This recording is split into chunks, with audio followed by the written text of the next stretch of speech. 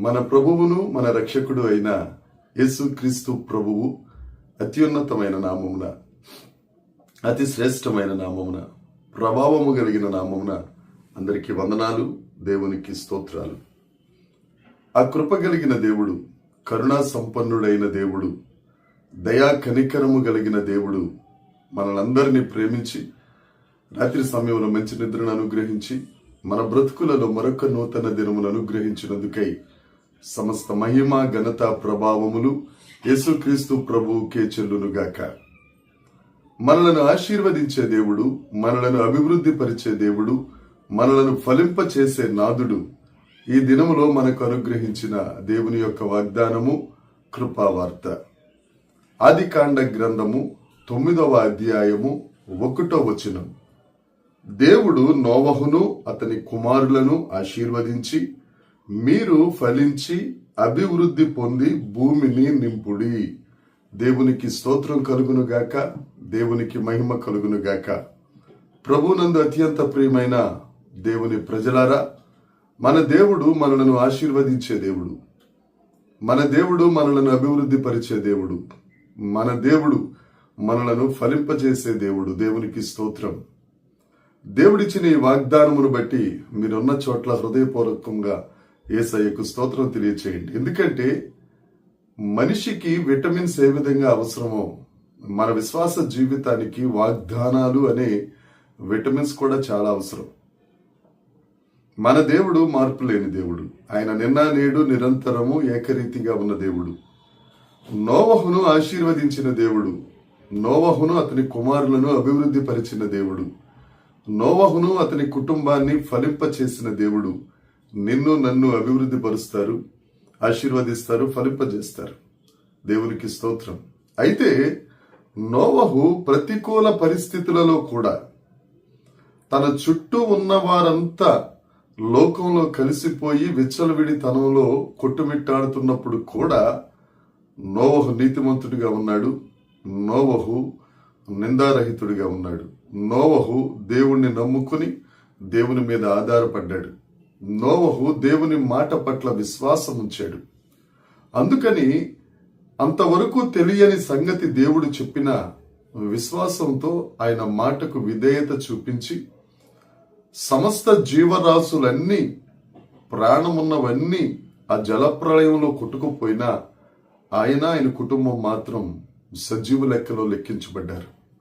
ఎవరైతే దేవుని మాటను వింటారో, విధేయత చూపిస్తారో, వినయం కలిగి భయభక్తులు కలిగి ఉంటారో వారందరినీ ఆశీర్వదించే దేవుడు మన దేవుడు. దేవునికి స్తోత్రం.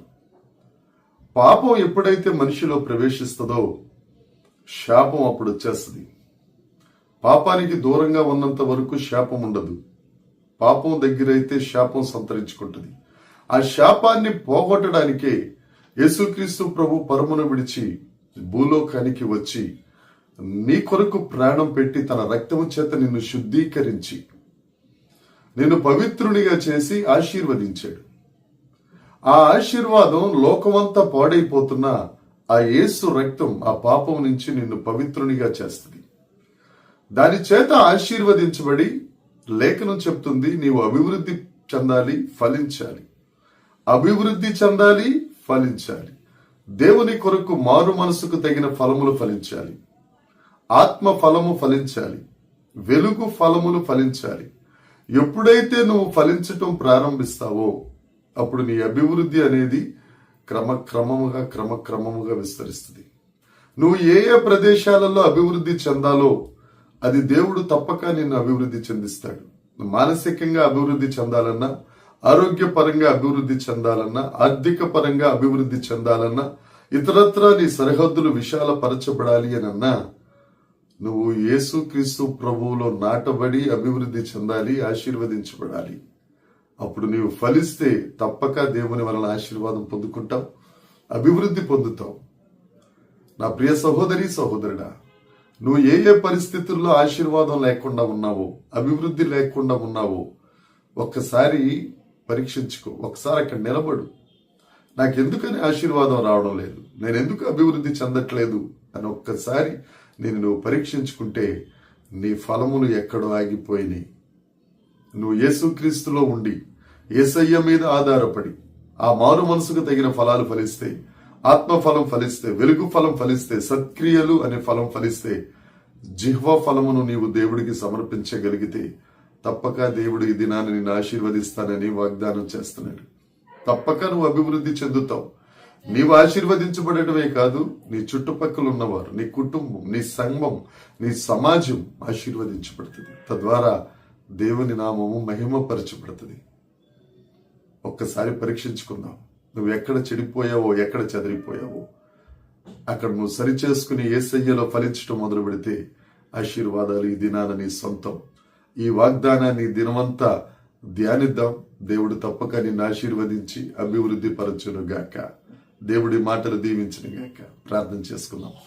పరలోకమందున్న మా తండ్రి పరిశుద్ధుడా, ఈ దినాన్ని మీరు మాకు ఇచ్చిన వాగ్దానానికే నీకు స్తోత్రాలు.